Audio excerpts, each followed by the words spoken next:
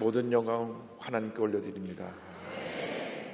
제가 주일 저녁에 오면 꼭 기독교 TV를 돌려가면서 말씀을 듣는데 김정성 목사님 설교는 거의 한 주도 빼놓지 않고 매주 듣고 있습니다. 오늘 광림교회 성도와 입장이 돼서 오늘 이곳에서 말씀을 전하게 된 것을 큰 기쁨으로 생각을 합니다. 저희 교회에서 예배 끝날 때 꼭 좋으신 하나님을 부르는데 우리 것을 언제 가져가셨는지 여기서 부르고 있어요. 김정성 목사님께서 우리가 먼저 했는데 이렇게 말씀하시는데 제가 평소에 개인적으로 참 존경하고 우리 사랑하는 우리 목사님께서 저를 불러주셔서 오늘 저녁에 또 맛있는 음식도 사주시고 말씀 잘 전하라고 격려해 주셔서 제가 순종하는 마음으로 섰습니다. 오늘 참 제자의 길이라는 제목으로 말씀을 나누기 원합니다. 한번 제목을 따라해 주시기 바랍니다. 참 제자의 길. 참 제자의 길. 마가복음 8장 34절은 이렇게 시작합니다. 무리와 제자들을 불러 이르시되. 첫 번째 질문입니다. 우리는 무리의 길을 가고 있는가, 제자의 길을 가고 있는가? 예수님을 따르는 수많은 사람들이 있었는데 그 사람들의 내용은 두 종류입니다. 무리가 있었고 제자가 있었습니다. 오늘날 교회에 신자는 많은데 제자가 적다고 합니다. 제자는 말 그대로 스승님을 그대로 닮은 사람, 스승님의 가르침을 지켜 행하는 사람, 스승님의 가르침대로 살려고 노력하는 사람이 제자입니다. 우리가 진정 예수님의 제자라고 한다면 얼마큼 우리가 예수님 닮은 모습으로 살아가고 있는지, 예수님의 가르침을 철저히 지켜 행하고 있는지 우리 자신에게 물어보아야 할 것입니다. 아니면 예수님을 따라다녔던 수많은 무리와 같이 예수님을 따라다녔지만은 그 삶에 아무런 변화도 없고 결정적인 순간에 예수님을 배반하고 다 뿔뿔이 흩어졌든, 오히려 예수님을 십자가에 못 박으라고 외쳤던 그러한 무리의 모습에 우리가 있지 않은지 우리 자신을 살펴보아야 된다고 생각을 합니다. 우리가 예수님 믿고 난 다음 제자의 길을 가야 합니다. 마태복음 28장 18절 이하에 예수님의 절대 지상 명령을 보면 예수께서 나와 말씀하여 이르시되 하늘과 땅의 모든 권세를 내게 주셨으니 그러므로 너희는 가서 모든 민족을 제자로 삼아 아버지와 아들과 성령의 이름으로 세례를 베풀고 내가 너희에게 분부한 모든 것을 가르쳐 지키게 하라고 말씀했습니다. 여기 보면 모든 민족을 제자로 삼으라고 했습니다. 모든 민족을 예수 믿는 신자로 만들라고 하지 않으시고 예수 믿고 변화된 제자로 만들라고 말씀하셨습니다. 오늘 많은 사람들이 예수를 믿는다고 하면서 어떤 어려움이 다가오고 또 본인의 이익과 관계된 있을 때는 주님의 길을 따르지 아니하고 제자의 길을 따르지 아니하고 무리의 길로 가서 우리 주님을 슬프게 하는 모습으로 신앙생활하고 있는 분들이 많이 있습니다. 우리는 우리의 모습 가운데 예수 그리스도가 나타나야 합니다. 왜냐하면 예수님의 제자가 되어야 하기 때문에 철저하게 우리의 모습이 예수 그리스도를 닮아가야 합니다. 작은 예수의 모습으로 살아야 합니다. 제가 여의도 순복음교회 2대 담임 목사가 된 지 올해로 11년째가 됩니다. 근데 작년에 제가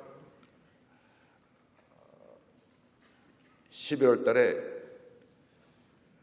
예루살렘을 다녀오는 가운데 하나님의 큰 은혜를 체험했습니다. 제 생애에 있어서 첫 번째 전환점이 됐던 사건은 1966년 2월 달에 성령 체험을 한 것입니다. 요한에슬레가 성령 체험을 통해서 그의 일생이 바뀌어졌던 것처럼 1966년 2월 달에 4대째 장로교 집안에 태어나서 월남 가족으로 추영교회를 다니던 제가 할아버님 손에 이끌려서 순복음교회를 나갔던 것이 1964년 4월이고 그로부터 1년 10개월 후에 66년 2월 달에 성령 체험을 했습니다. 강한 체험을 했습니다. 저는 그 전까지 기도를 5분 이상을 해본 적이 없었습니다. 그런데 아무리 기도를 하려고 해도 시계가 멈췄는데 시계를 흔들고 왜 시계가 안 가나 할 정도로 5분 넘기가 힘들었어요. 근데 성령 체험을 하려니까 얼마나 눈물이 나는지 울고 또 울고 기도만 하면 눈물이 그치지 않았습니다. 한참 울다가 시계를 보면 1시간이 지나고 2시간이 지났습니다. 얼마나 강하게 성령의 임재가 있었든지 한 5년은 울었던 것 같습니다. 기도만 하면 눈물이 났어요. 왜 눈물이 나느냐? 날 위해 몸버려 피 흘려 돌아가신 예수님이 내 마음 가운데 떠올라서 예수님이 겟세마네 동산에서 밤새 통곡하시며 기도하시는 모습이 내 마음에 떠올라서 예수님 십자가 달려서 고통당하시며 저들의 죄를 용서하라는 그 말씀이 떠올라서 울고 또 울었습니다. 그래서 저는 그때 깨달은 것이 있습니다. 아, 성령 체험은 살아계신 예수님을 체험하는 것이구나. 저희 할아버님이 평양 서원밖에 장로님이셨고요. 아주 철저하게 보수적인 신앙에 뿌리를 내리고 저희들을 신앙교육하셨던 우리 할아버님이십니다. 우리 할아버님께서 온 가족을 철저하게 신앙으로 훈련시켰습니다. 매일 저녁 집에서 가정 예배를 드립니다. 온 가족이 모여서 예배를 드리는데 기도는 돌아가면서 하고 말씀은 늘 할아버님이 전하셨습니다. 1년 365일 예배 속에 살았습니다. 토요일 날은 지금 토론토에 계신 작은아버님 저희 형제들을 모아놓고 성경 퀴즈를 했습니다. 그리고 나서는 성경 퀴즈 후에 상금을 줬어요. 제가 상금에 눈이 어두워가지고 열심히 성경 공부를 했습니다. 그때 준 상금이 뭐였냐면 나이 많으신 분은 다 아시겠지만 50판짜리 동전을 주는데 50판짜리 하나 받으면 구멍가게 가서 큰 왕사탕을 8개를 살 수 있었던 돈인데 제가 어린 시절에 볼 수 있었던 가장 큰 돈은 100환짜리 이승만 대통령 얼굴 있는 돈이었고 그것은 주일날 우리 할아버님이 두 손으로 받아라 이거 하나님께 갖다 드려라 해서 헌금 낼 때 그 100환짜리를 보고 평소에 볼 수 있는 가장 큰 돈은 50환짜리인데 토요일 날마다 저희 작은아버님이 와서 성경 퀴즈를 하는 겁니다. 다음 주에는 다니엘서를 가지고 성경 퀴즈를 할 테니까 준비를 해라. 어머니한테 예상 문제를 가르쳐달라고 자꾸 그래가지고 이제 물어보면 저희 형님은 다 100% 맞추고 저는 한 3분의 2 맞추고 내 밑에 동생은 밤낮 손들어도 하나도 못 맞추고 그랬는데 성경지가 끝나고 나면 똑같이 상금을 줬어요. 저 형님도 50센트 주고 50판짜리 주고 저도 50판짜리 주고 동생도 50판짜리 줬는데 그래서 그렇게 철저히 집에서 성경 교육을 했기 때문에 제 기억에는 초중고등학교 때 모든 성경 퀴즈에 나가면 늘 1등 했던 것 같아요. 그런데 제가 성령 체험하니까 그 이야기 속에 있던 예수님이 살아계신 예수님으로 내게 걸어 들어오셨어요. 얼마나 울었는지 모릅니다. 날 위해 몸버려 피 흘려 들어가신 예수님 사랑합니다. 예수님 사랑합니다. 한평생 예수님만 사랑하고 예수님만 닮아가고 예수님만 전하는 삶을 살기 원합니다. 그게 1966년에 제 삶의 첫 번째 하나님이 주신 영적인 큰 체험이었습니다. 두 번째 체험은 1977년 7월 달에 제가 대학을 졸업하고 나서 강원도 예수원에 들어가서 3주 있으면서 제가 금식을 하면서 하나님의 은혜를 체험했는데, 그때는 제가 그곳에서 선교사역을 하고 계셨던 대천덕 신부님, 루벤 아처 토레이 무디 부흥사의 동역자였던 그 토레이 박사의 손자인 루벤 아처 토레이 신부님이 성공의 신부로 한국에 오셔서 이름을 대천덕이라고 바꾸고, 그 강원도 산골짜기에서 화전민들을 섬기면서 그곳에서 예수원이라고 하는 곳을 통하여 귀한 영성훈련을 하고 계셨는데, 제가 그곳에 있으면서 저는 순복음교회 불러만 하다가 그곳에 가서 비둘기 같은 성의 은혜를 체험했습니다. 성의 불같이도 임하지만 비둘기같이도 임하시는구나. 성의 은사도 중요하지만 성의 열매가 함께 뒤따라야 되겠구나 라는 것을 제가 체험했습니다. 그래서 제가 두 번째 그 체험을 하고, 이제 세 번째 체험은 이번에 작년에 예루살렘을 가면서 제가 공항 서점에 가서 꼭 책을 한 20권 삽니다. 사서 같이 동행한 분들한테 당시 다 주고, 갔다 온 동안 이걸 다 읽고 독후감을 쓰라 그러고 드리는데, 다 나눠주고 한 권 남은 책이 천국 가신 허윤석 선교사님이 쓰는 나는 왕 바리새인입니다 라고 하는 책이었습니다. 제가 그 책을 비행기에서 탁 잡고 내릴 때까지 책을 놓지 않고 다 읽었습니다. 큰 충격을 받았습니다. 제가 남에서부터 모태교인이고 4대째 기독교 집안에서 태어났고 순복음교회 와서 성령 체험을 하고 목회의 길에 들어선 지 40년 되는 해입니다. 작년이 40년 되는 해에 11월 달에 제게 준 그 하나님의 은혜는, 충격은 참 뭐라 말로 표현하기 어려운 것인데, 그 내용은 이런 것입니다. 저 나름대로 열심히 주님 일을 하고 교회를 섬기고 교회가 부흥하고 성장하고 또 세계 곳곳을 다니며 복음 전하고 큰 부흥회를 인도하고 하면서 나름대로는 내가 참 주님 앞에 열심히 일을 다했다 생각했는데, 그 책을 보니까 제가 왕 바리새인이더라고요. 왜냐? 다 주님이 하신 것인데, 다 주님이 하신 것인데, 알게 모르게 주님이 하신 것을 내가 했다고 하는, 내가 잘했다고 하는 그런 착각과 자부심이 있었기 때문에 이것은 주님 보시기에 바리새인과 다름이 없다는 것을 깨닫게 됐습니다. 제가 많이 회개했습니다. 모든 것 다 주님이 하셨는데, 일을 시작하신 이도 하나님이시오, 일을 잘 되게 하신 이도 하나님이시오, 일이 이렇게 잘 마무리되고 열매 맺게 하신 것도 하나님이신데, 내가 하나님의 도구로 쓰임 받았을 뿐인데 알게 모르게 내가 이와 같은 일을 했다고 하는 그러한 착각을 하고 주님 영광 가린 것을 용서하여 주시옵소서. 하나님을 가장 잘 섬긴다고 하는 바리새인들이 예수님을 십자가에 못 박아 죽였다고 하는 것은 우리에게 많은 가르침을 줍니다.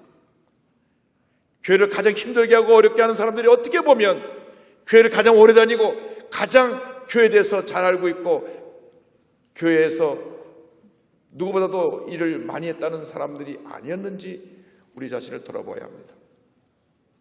대형교회마다 문제가 있을 때 절대로 초신자들에서 문제가 일어난 적은 한 번도 없습니다.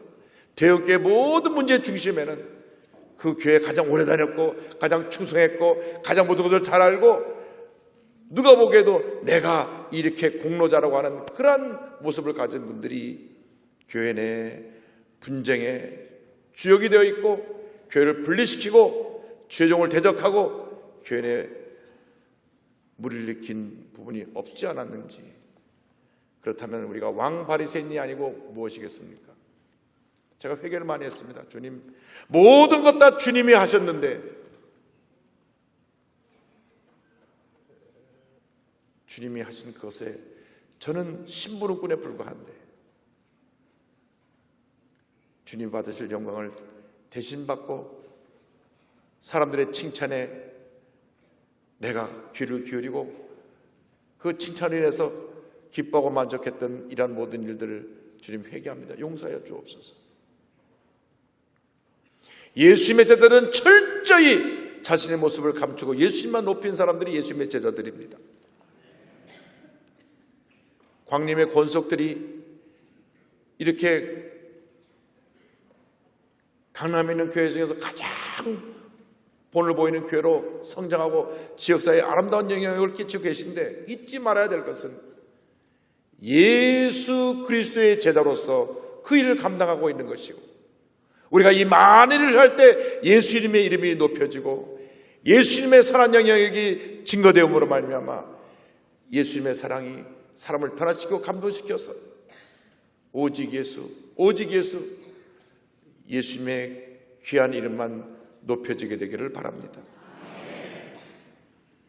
우리가 전 세계 선교사역을 펼쳐나가고 많은 구제 사업을 하고 그래서 광림의 이름이 높여질수록 예수님이 하신 일이다. 예수님의 이름이 높아지기를 바랍니다. 우리들의 모든 사역 가운데 예수님의 발자취, 예수님의 흔적이 남게 되기를 바랍니다. 그것이 바로 제자의 길입니다.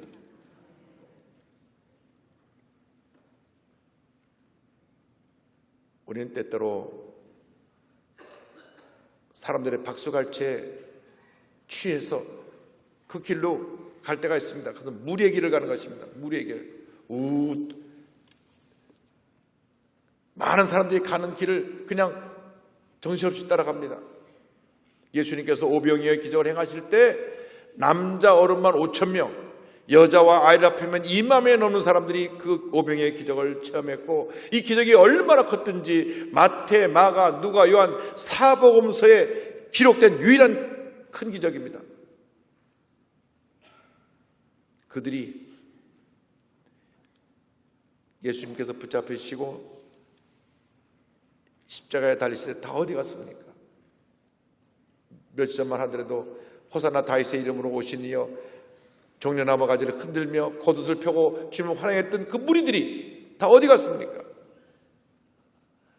어떤 경우도 우리가 예수를 믿고 나서 우리에게 환난과 핍박과 고난이 다가온다고 해도 절대로 우리의 신앙을 포기하거나 무리의 길을 가지 말고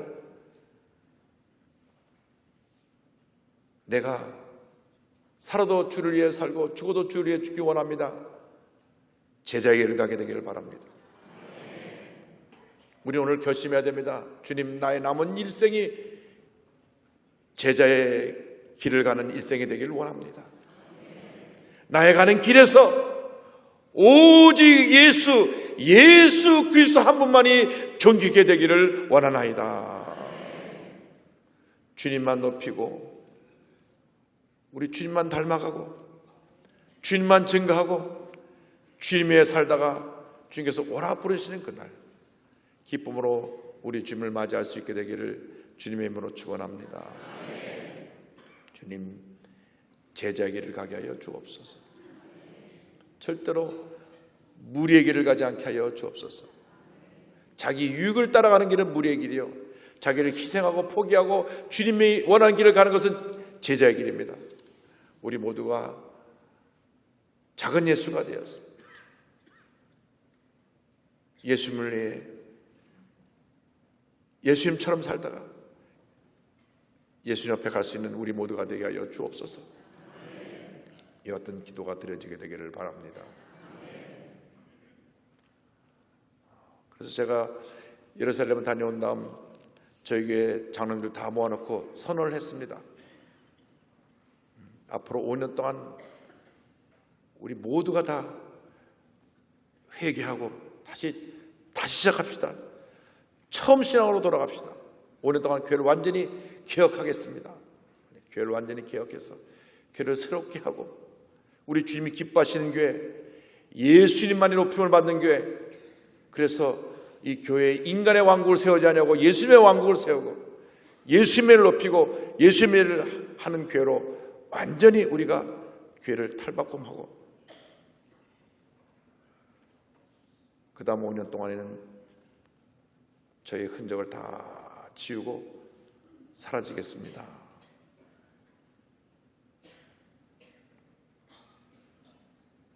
우리가 예수님의 제자들입니다. 우리의 삶을 통해서 예수님만 존귀함 받으시면 됩니다. 실제로 성령 충만했던 주님의 제자들이 그의 삶을 통하여 예수님만 높이고 예수님만 증가하고 예수님만 그의 삶 가운데 나타낸 삶을 살았습니다. 베드로가 그랬고 사도 바울이 그랬고 순교한 모든 제자들이 그랬습니다. 성령 체험하고 난 다음 그들은 오직 예수님만 전했던 것입니다. 사도 바울이 고백합니다. 고린도전서 2장 2절에 내가 너희 중에서 예수 그리스도와 그의 십자가에 못 박히신 것 외에는 아무것도 알지 아니하기로 작정하였노라. 사도 바울의 고백이 우리 모두의 고백이 되기를 바랍니다. 둘째 질문입니다. 우리는 누구를 따라가고 있습니까?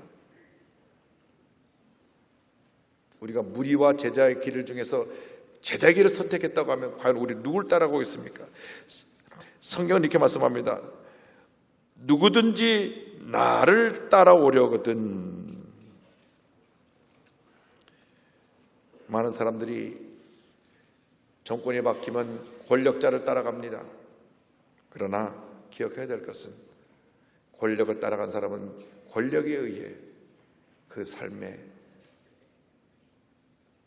절망의 시간이 다가온다는 것을 잊지 말아야 합니다. 이 세상 그 어떤 것을 따라가도 그것이 우리에게 참된 만족을 줄 수 없습니다. 물질을 따라가도 세상 인기 명예를 따라가도 그 모든 것의 끝은 절망입니다. 왜? 인간의 왕국이기 때문에. 권력은 부패하게 되어 있습니다. 어떤 권력도 부패하지 않은 권력은 없습니다. 절대로 권력의 줄을 서지 않게 되기를 바랍니다. 예수님께 줄을 서시기 바랍니다. 누구를 따라가고 있느냐? 예수 그리스도 한 분만 따라가시길 바랍니다. 너희는 먼저 그의 나라와 그의 의를 구하라. 그래야만 이 모든 것을 너에게 더하시리라. 예수님께서 마태복음 6장 3절에 말씀하셨는데, 우리가 그의 나라와 그의 의를 구하면 주님이 이 모든 것을 우리에게 더해 주시는데, 순서가 바뀌면 모든 것을 다 잃어버리게 되는 것입니다. 독일의 신학자 디트리 본 회퍼는 나를 따르라는 책에서 이렇게 말합니다. 기독교인은 자신의 십자가를 지고 예수와 이웃의 고난에 동참하는 값비싼 은혜를 누려야 한다. 우리가 예수님을 따라가는 그 길은 고난의 길이요 희생의 길이기 때문에 값비싼 은혜라는 표현을 여기 쓴 것입니다. 우리가 받은 은혜는 거저 받은 은혜고 값없이 받은 은혜고 선물로 받은 은혜지만, 예수님의 희생이 우리에게 이와 같은 모든 것을 가능하게 했기 때문에 너무나 값비싼 은혜라는 것을 잊지 말아야 합니다. 그 무엇을 주고도 이 구원의 놀라운 역사는 우리가 그것을 갚을 길이 없는 것입니다. 날 위해 몸무려 피로 돌아가신 예수님을 생각할 때마다 얼마나 주님 은혜 감사한지. 찬송에도 있잖아요. 누르러도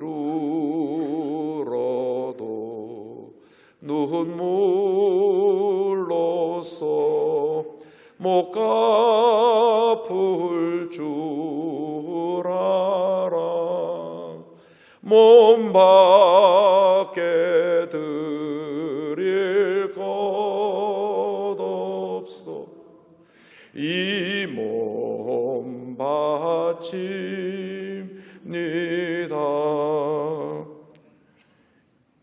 이 은혜가 있게 되기를 바랍니다. 예수님 한 분만 따라가기 원합니다. 내가 이 세상에서 하나님의 큰 은혜 받아서 축복받아 잘 될 때, 그 자리에서 예수님 은혜라는 걸 잊지 말고 주님을 더 가까이 따라가는 그런 삶을 사시기 바랍니다. 잘 될 때, 풍요로울 때 주님을 멀리하지 마시고 더 가까이 다가가게 되기를 바랍니다. 우리가 힘들고 어려울 땐 주님을 찾습니다. 병상에서 주님을 찾습니다. 말기암 환자로 선고받았을 때 주님을 찾습니다. 그러나 잘 될 때, 풍요로울 때, 권력의 정점이 있을 때는 예수님을 따라가기가 참 힘듭니다. 그러나 오히려 그때가 더 주님 앞에 무릎 꿇고 엎드려 기도하며 죄 도우심을 간구하고 주님을 따라가야 할 때인 줄로 믿습니다. 아무든지 나를 따라오려거든, 이 말씀은 우리가 일생 동안 믿고 의지하고 따라갈 분은 예수 그리스도 한 분밖에 없다는 것을 우리에게 말씀하고 있습니다. 예수님 사랑합니다. 예수님 의지합니다. 예수님만 따라가기 원합니다. 이 어떤 고백이 우리 모두의 고백이 되기를 간절히 소원합니다. 제가 1967년 중학교 2학년 때 미국에서 오신 오티스 키노 목사님이라는 목사님께서 부흥일 인도하실 때 참석을 했습니다. 2층 발코니 맨 앞자리에 앉아서 설교를 듣는데 키가 한 1m 85cm 이상 되시는 것 같아요. 굉장히 크신 목사님인데 옆에 조영기 목사님 서 있는데도 조영기 목사님도 크신 편인데도 이제 어깨 위에 조금 목사님 설 정도로 키가 될 정도로 그렇게 키가 크신 목사님이었는데 저는 그때까지 목사님 중에 설교하다가 예수님 얘기만 나오면 울먹거리신 목사님 처음 봤습니다. 설교를 한참 하시다가 예수님이 우리를 위하여 십자가에서 못 박혀 죽으셨습니다. 그런데 그 설교를 하시는 목사님이 감동하시면서 눈물을 글썽이시고 울먹거리시는데 통역하시던 조영기 목사님도 통역하시다가 그 목사님의 울먹거리는 말씀에 울먹거리시고 온 성도들이 감동을 받고 눈물을 흘렸습니다. 저는 이 측면 앞자리에서 목사님 보면서 얼마나 울었는지 모릅니다. 얼마나 예수님을 사랑하면 설교하시다가 예수님에게만 나오면 저렇게 눈물을 글썽거리고 눈물을 흘릴 수 있는가. 저 요즘 저를 보면 많이 타락했어요. 왜? 한번 울려면 몸부림쳐야지 겨우 눈물이 나오니까. 옛날에는 엎드려 기도만 하는 눈물이 나왔는데요, 그게 잘 안 돼요. 몸부림쳐야 됩니다. 토요일날 기도원에 들어가서 기도원에 한 2시간 들어가 있는데 그 2시간 동안 몸부림쳐도 눈물이 잘 안 나요.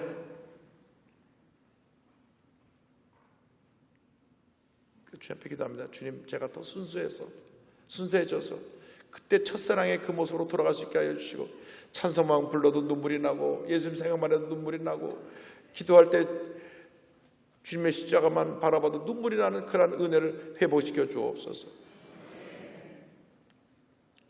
여러분 모두가 한평생 예수님만 믿고 의지하고 따라가고 예수님 안에서 모든 것을 다 주님의 가운데 발견하고 얻고 체험하고 주님 안에서 만족함을 누리는 여러분 모두가 되기를 간절히 소원합니다. 저는 그렇게 생각합니다. 진정한 성공은 예수 잘 믿는 것이고 예수님과 동행하는 것이다. 성공이죠.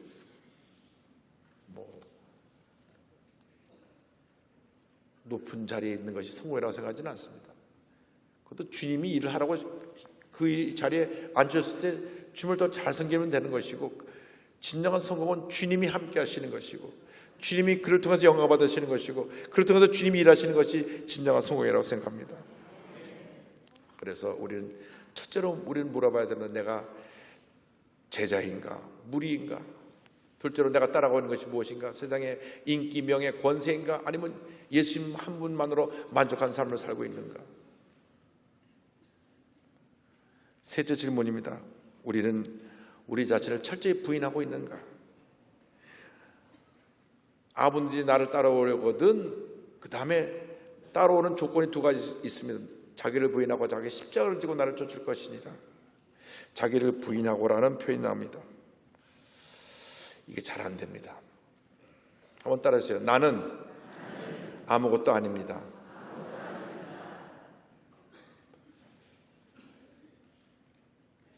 이것이 잘 안 돼요. 대단히 죄송한 말씀이지만 교회에 오랫동안 충성하고 직분을 갖고 공로가 많은 분들은 이것이 잘 안 됩니다.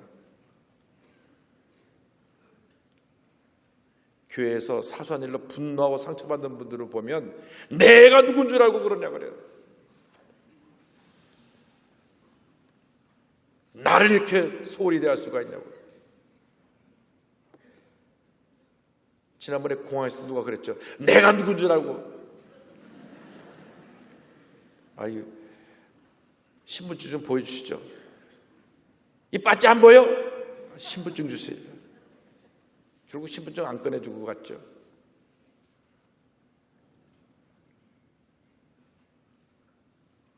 아니, 국회의원 바지가 신분증은 아니죠. 신분을 상징하는 거죠. 그리고 국회의원은 그 지역 구민을 잘 섬기라고 뽑아준 것인데 내가 누군 줄 아냐. 꺼내 보여주면 되는데 원래 신분증은 꺼내서 이게 비행기표랑 게 대조보게 되어 있습니다. 위조 신분증도 있고 하니까 결국은 안 꺼내 보여주고 소리를 지르다가 가서 온 매스컴이 그걸 며칠 동안 떠들었으니까 결국 나중에 당에서 대국민 사과를 시켜가지고 사과를 했습니다. 근데 저는 그것이 어느 그 국회의원의 문제만은 아니라고 생각합니다. 교회 내에서도 이렇게 언성이 높아지는 분들은 그분과 다를 것이 없어요. 내가 누군 줄 알고 날 이렇게 하냐고.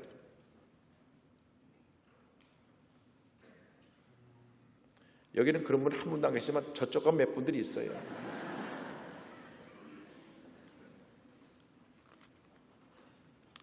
저는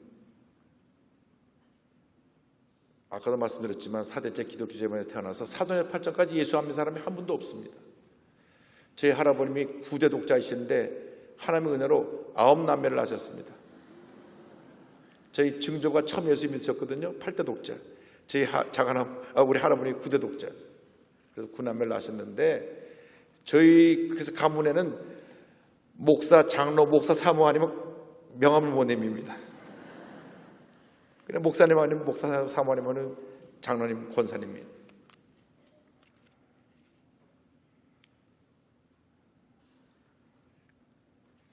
그런데 저희 작은아버님이 부산 광안리에 통합적 교회를 30년 정도 섬기시고 은퇴하셨는데 조카인 제가 목사니까 늘 그 교회 얘기를 저한테만 말씀하세요. 이 목사 올해 참 하나님 은혜 가운데 공동회에 잘 마쳤어. 공동회만 하고 나면 교회가 시험에 드는 거예요. 왜냐하면 장로님을 뽑는데 꼭 떨어지는 분이 생겨요. 떨어지면 두 종류의 분이 생기는데 한 분은 내가 부족해서 떨어졌으니 더 충성해서 다음에 기회를 주시면 내가 선교했습니다 하는 분이 있는데 또 한쪽 분은 어떤 분이냐면 내가 누구 줄 알고 날 떨어뜨려. 그리고 혼자만 나가는 게 아니라 가까운 사람을 다 불러가고 단체로 퇴장. 그래서 공동회 한번 하고 나서 교인이 1-20명씩 빠져나간 경우가 있다고 말씀하셨어요. 교인이 한 500-600명밖에 안 되는데 한 20명 빠져나가 봐요. 내가 이 교회 세울 때 어떻게 공로를 세웠고 내 가족들이 이렇게 많건데 나를 감히 떨어뜨리냐고. 공동회 끝나고 나서 다음 주에 이쪽 한 구석이 비는 거예요. 그래서 자기 작은아버님이 공동회가 끝나고 나면 꼭 저한테 전화 와요. 이 목사 올해는 참 은혜로 별탈이 없었어.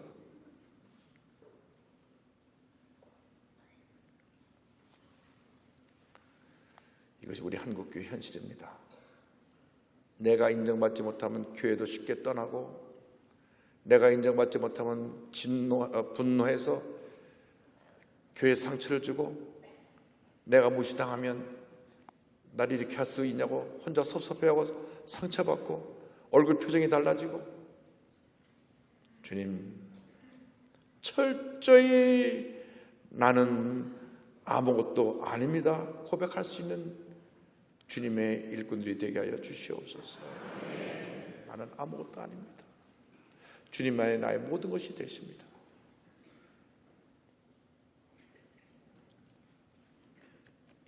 예수님의 제자에게는 첫 번째 항목에 대부분이 걸려요. 자기를 부인하고. 여기 걸립니다. 자기를 부인.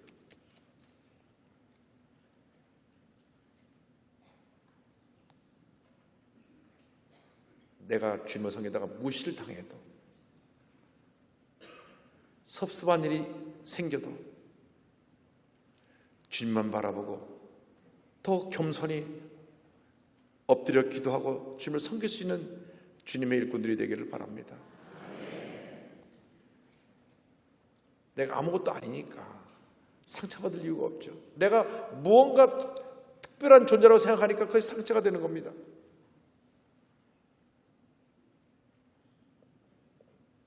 어떤 장로님이 저한테 막 흥분하고 와서 말씀하세요. 목사님, 교역자들 훈련 좀 시키세요. 네. 새파랗게 젊은 교역자들이 인사도 안 하고 지나가요. 대단히 죄송해도 저희 교회 장로님이 1300명이거든요. 그래서 장로님들 잘 몰라요. 그러니까 인사를 못하고 지나갈 때가 있는데, 그분은 그 교역자를 아니까, 교역자 배지를 달고 있으니까 인사 안 했다고 와서 이제 저한테 막 흥분하더라고요. 네, 교육시키겠습니다 하면서 속으로도 인사 안 할 수도 있는데 왜 그러시나.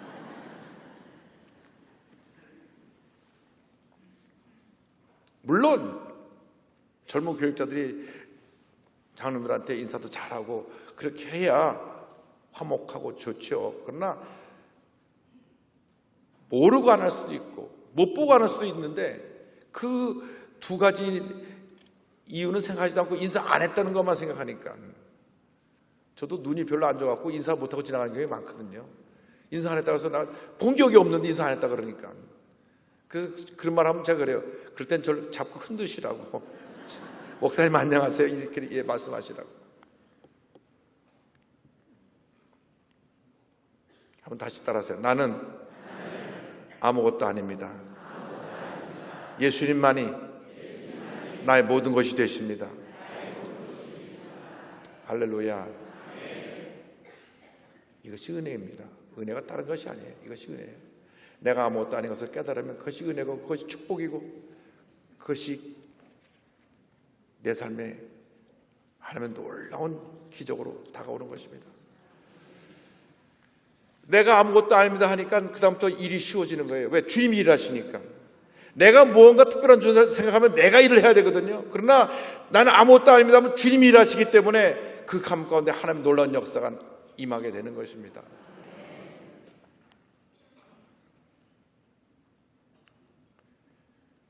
주일날 제가 강대상에 이제 엎드려 기도하면 주님이 이렇게 물으세요. 이 자리가 누구의 자리냐? 네, 주님의 자리입니다. 이 시간이 누구의 시간이냐? 내 주님의 시간입니다. 가라, 내가 너와 함께 하겠다. 그래서 주님께서 저를 세우셔서 주님이 저를 통해서 일하시니까 얼마나 감사한지 모르겠어요. 주님이 하신 것이죠. 전 작년에 조금 개인적으로 슬픈 시간을 보냈습니다. 왜냐하면 저를 위해서 평생 기도해 주신 어머님께서 작년 3월 달에 천국 가시고, 저희 큰 누님이 6개월 후에 또 천국 가셨습니다. 저희 어머님, 제가 40년 동안 주님 일을 하는 동안에 특별히 미국에서 10년 가까이 목회 사역을 할 때 토요일만 되면 꼭 전화를 하셔가지고, 이 목사, 목회는 하나님이 하시는 거야. 겸손해야 된다. 기도 많이 해라. 저희 어머니 목사님 따님이시거든요. 그래서 저희 어머니 토요일마다 한 주도 빠짐없이 저는 워싱턴에서 목회하고 있었고 어머니는 뉴저지에 계셨는데 꼭 전화를 걸으셔갖고 이 목사, 목회는 하나님이 하시는 거야. 겸손해야 된다. 기도 많이 해라. 매주 전화 오니까 어떤 어머니 알았어 얘기 안 해도 알았어요. 그래도 또 그 말씀 또 하세요. 이 목사 기억해라. 목회는 하나님이 하시는 거야. 교만은 자기가 모르게 어디 숨어있다 싹 올라와가지고 자신을 점령해버리기 때문에 늘 자신을 경계해야 된다. 기도 많이 해라. 그 어머님이 이제 나이가 연세가 90세가 되셨는데 가까이 되셨는데 심장에 이상이 생겨서 이제 응급 수술을 받으시게 돼서 제가 미국에 들어갔습니다. 미국에 들어갔는데 수술이 잘 끝나서 저를 쳐다보시면서 내 손을 꼭 잡고 하신 말씀이 저에게 준 마지막 말씀이었어요. 이 목사 열심히 십자가만 증거하다가 우리 천국에서 만나야지. 마지막 말씀이었어요. 열심히 십자가만 증거하다가 천국에서 만나야지. 저는 수술이 잘 끝났기 때문에 건강 회복된 적으로 돌아왔는데 2주 후에 폐렴이 와가지고 회복되는 중에 폐렴이 오니까 몸이 감당을 못해서 90세를 2달 남겨놓으시고 천국하셨습니다.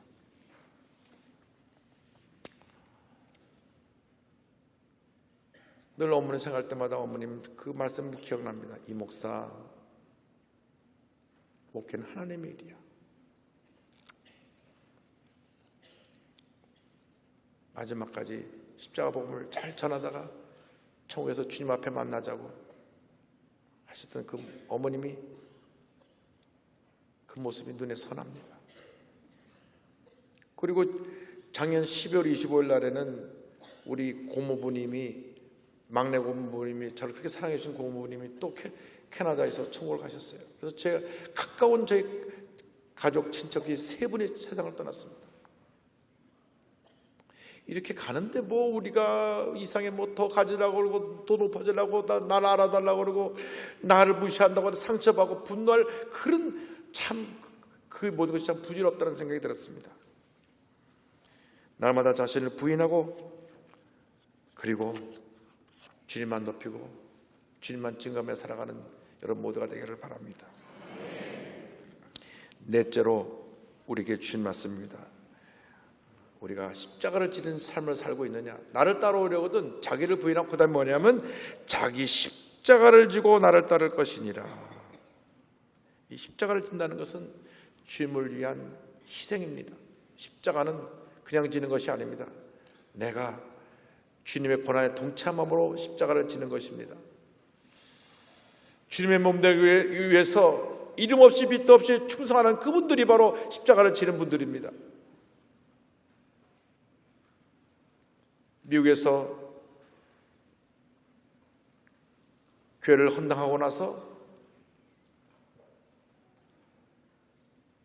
교회 비품을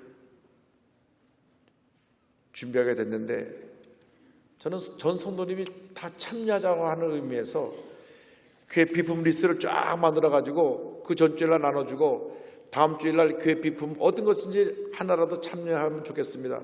건축원금을 그동안 작정 안 했었기 때문에 처음으로 한번 그 리스트를 만들어서 돌렸습니다.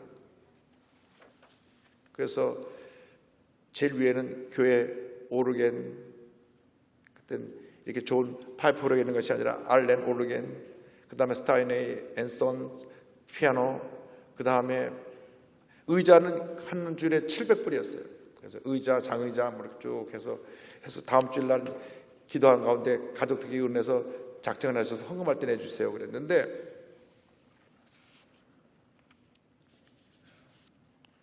예배 끝나고 나서 집사님 한 분이 제 사무실을 찾아왔습니다. 들어오더니 막 우시는 거예요. 근데 이분이 미국 분하고 사시는 분인데 몸이 계속 아프고 남편도 건강이 안 좋아가지고 직장을 다녔다가 말았다 하다 보니까 굉장히 생활이 어려운 분이에요. 그 집에 아이가 있는데 약간 미국에서도 가장 어렵게 사는 극빈층에 속한 집인데 교회에서 그 리스트를 준 걸 집에 가서 보는데 자기가 감당할 수 있는 능력이 없어요. 한 달 수입이 $1,000밖에 안 되는데 뭘 해도 할 수 있는 게 능력이 없는 거예요. 참여는 해야 되겠는데. 일주일 동안 기도하다가 제 사모에 찾아와서 목사님, 제가요 교회 뭘 드릴 능력이 없어요. 그래서 제가 이거 써갖고 왔어요. 주는데 1년 동안 제가 화장실 청소로 헌신하겠습니다 써갖고 오셨더라고요. 근데 그분이 몸이 아파갖고 일주일에 3-4씩 누워 계신 분인데 그래서 집사님 건강도 안 좋으신데 그랬더니, 아닙니다. 제가 물질을 못 드려도 내가 내 노동이라도 주님 앞에 드려서 충성하기 원합니다. 근데 교회가 크다 보니까 이제 뭐 위층 아래층 화장실이 많아요. 근데 그 주부터 토요일 날 새벽 예배 끝나고 나면 화장실에서 찬송 소리가 납니다. 아래층에 화장실 다 묻은 변기를 바짝바짝하게 닦아놓고 바닥 다 물걸레질하고 닦고 휴지 다 갈아놓고 아래층하고 또 2층하고 또 교회 학교 학생들 어린아이들 화장실까지 다 청소하고 토요일 거의 하루 종일 아침부터 와가지고 오후 서너 시까지 일을 하고 교회 화장실 청소하고 집에 들어갑니다. 집에 들어가고 오후 내내 알아서 낑낑 누워있대요. 남편도 안쓰러워하고 딸도 엄마 괜찮아 아니야 나 잠깐만 쉬면 돼 괜찮아 아무 걱정하지 마라. 그리고 다음 주에 또 나와서 또 화장실 청소를 합니다. 이 소문이 알려지니까 여성교회 집사님들이 한 분, 두 분 같이 나와서 화장실 청소에 참여하고 그때부터 화장실에서 여성 중창단이 돼가지고 찬송소에 올려놔.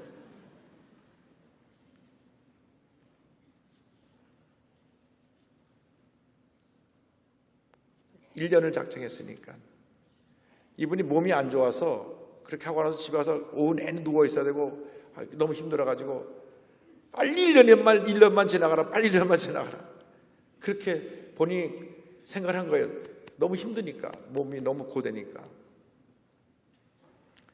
1년이 다 됐어요. 그래서 1년 채웠다 나저히 얻었네 하고 토요일 날 한번 오늘 정말 늦잠 자고 편히 좀 쉬어야 되겠다고 누웠는데 갑자기 예수님 생각이 나더래요.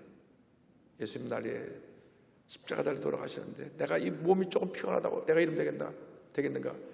그래서 저는 1년 채운 걸 알았기 때문에 이제 집사님 해방받았네 그렇게 생각했는데 화장실에서 산소리가 또 나는 거예요. 그래서 제가 가보니까 그 집사님 나오셨어요. 아니 집사님 1년 지났잖아요. 제가요 예수님 생각하니까 마음이 안 편해서 또 나왔어요. 제가 미국에서 한국 돌아올 때까지 그분은 화장실 청소를 멈추지 않고 계속했습니다. 몇 년 동안 화장실 청소하는 동안에 하나님 건강도 주시고 가정에 하나님께서 또 축복해 주셔서 남편도 좋은 직장 주시고 그의 고난의 십자가가 축복의 십자가로 바뀌게 되었던 것입니다. 제가 그 집사님의 그 사랑의 수고와 헌신을 잊을 수가 없습니다. 주님의 몸된 교회 위에 사람이야. 여러분의 몸을 던져 몸이 부서지더라도 충성한 신앙 여러분 되기를 바랍니다. 돈 버는 데는 몸을 던져서 과로할 정도 일하면서 우리가 가장 중요한 주님을 섬기는 일에는 몸을 던지지 아니하고 망설이고 뒤에서 팔짱 끼고 구경하고 있는 모습이 아닌지 우리 자신을 돌아봐야 합니다. 제가 이 간증하고 나면 그 다음 주부터 화장실이 깨끗해진다는 얘기가 있어요. 여러분, 십자가는 고난입니다.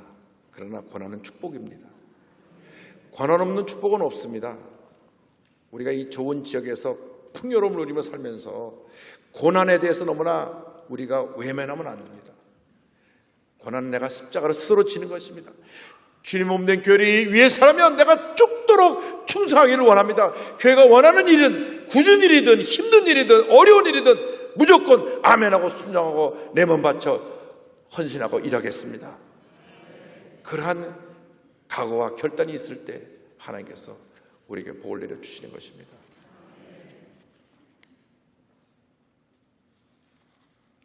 주님 앞에 가는 그날까지 우리가 십자가를 져야 된다는 사실을 잊지 말게 되기를 바랍니다.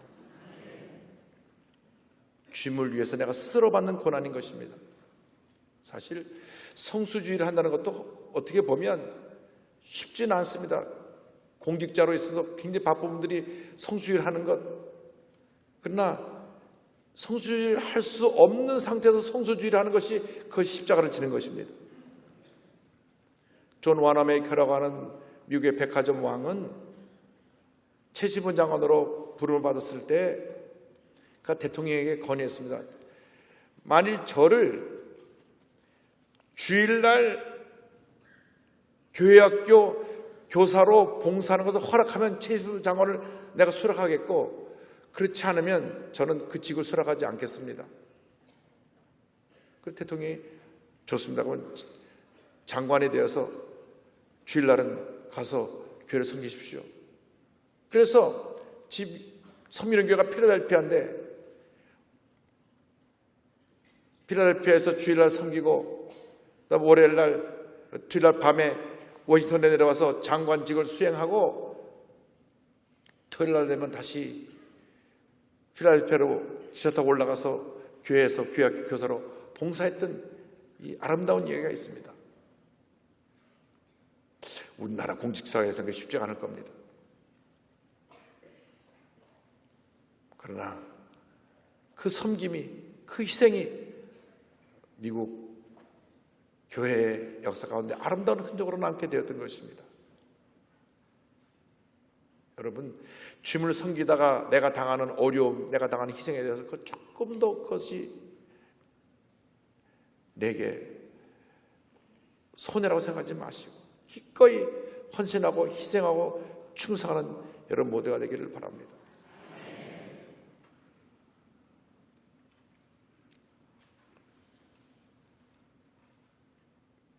김창현 목사님께서 미국의 시카고에 미국에서 붕해를 하시고 시카고에 계신데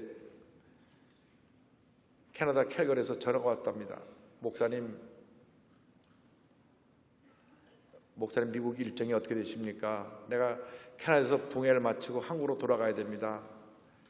2, 3일만 더 시간을 내셔서 이쪽 캘거리를 거쳐서 가면 어떻겠습니까? 그건 참 어렵겠습니다. 근데 그분이 간곡히 부탁하더랍니다. 목사님이 그렇게 목사님이 궁금해하시던 이청환 전사님 마지막 임종을 제가 지켜본 사람입니다. 아, 그래요? 그렇지 않아도 김창현 목사님 미국에서 북한에서 내려오실 때 그 교회를 전사님에게 맡겨놓고 내려왔는데 그 전사님이 어떻게 됐는지 늘 궁금했다고 합니다. 그래서 일정을 바꿔서 캘거리를 가서 그 이청환 전사님의 마지막 임종 얘기를 듣습니다. 이청환 전사님 어떤 분이었냐면 얼마나 믿음이 좋고 교회 충성하고 헌신하는 분이었는지 세례문답을 하는데 세례문답이 이거였습니다. 창환아, 너 성경책 몇 번 읽었니? 14번 읽었어요. 네가 나보다 낫다. 그 세례문답이 전부였다고 합니다. 젊은 학생이 성경을 벌써 14번을 읽고 세례를 받으니 목사님을 감동시킨 거예요. 그러고 나서 그가 신학교 가고 졸업해서 전도사가 됐습니다. 전도사가 됐는데 북한이 공산화되고 그때부터 독실한 크리스찬들이 월남하기 시작합니다. 저희 가족도 1948년도에 이제 월남을 했는데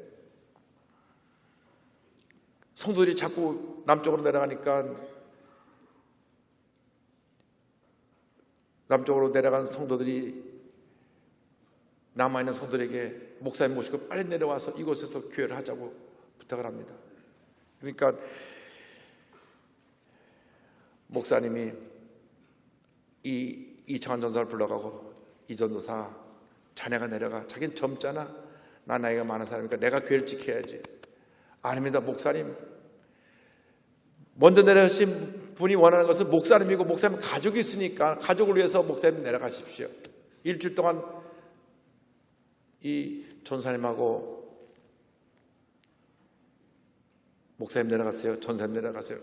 이렇게 서로에게 권유하시다가 결국 목사님 내려가시려 돼서 목사님이 온 가족을 데리고 월남을 하신 후에 그동안에 그분이 어떻게 된지 늘 궁금했던 거예요. 이제 내려가시자마자 얼마 안 돼서 공산군이 들어와가지고 김태희 목사 어디 갔냐고 내놓으라고. 아무리 뒤져도 없으니까 가족들이랑 내려간 것을 알고 이청한 전사를 붙잡아 갔습니다. 자기가 잡으려는 목사를 못 잡고 분풀이로 이청한 전사를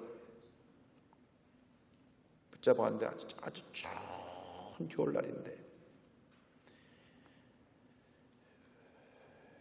경찰서 마당에 끌어내가지고 큰 독에 물을 붓고 온몸을 벌겨벗겨 집어넣어서 얼려 죽입니다.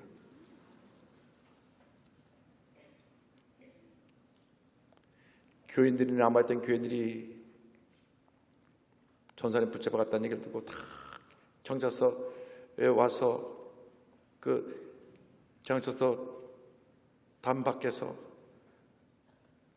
울며 기도가 있는데 그 독에 들어간 이 전사님이 찬양을 부르는 소리가 납니다.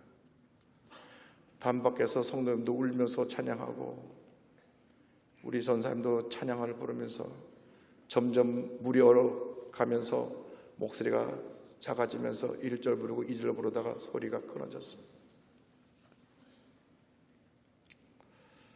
다음날 아침 교인들이 경찰서에 가서 꽁꽁 얼어붙은 그 강독 안에 드는